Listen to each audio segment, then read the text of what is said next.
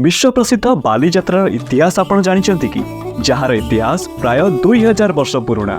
से समय कलिंग थिला समुद्र वाणिज्य व्यवसायर पेठस्थली।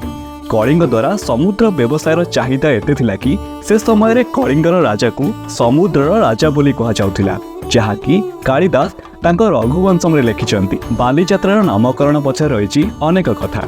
किछि ऐतिहासिक कहन्ति आग समय साधव माने वाणिज्य व्यवसाय करिया पई बाली को जाउथिले, सेतिपई एहार ना बालीଯାत्रा रखागला।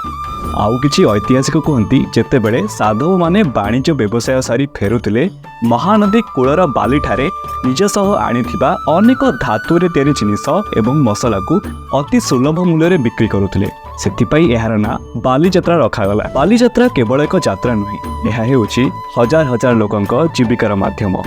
केही हस्तशिल्प देखांती, केही मिठा आउ खेलना बिक्री करती। कटकर प्रसिद्ध दहीबरार चाहिदा एठी किछि अलग प्रकार थाए। गत वर्ष बालीଯାत्रा रे 250 कोटी रु अधिक टंकार व्यवसाय होइतिला।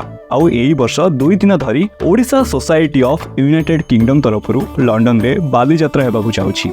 सेतिपई तो एहा हेउछि Asia's largest open trade fair.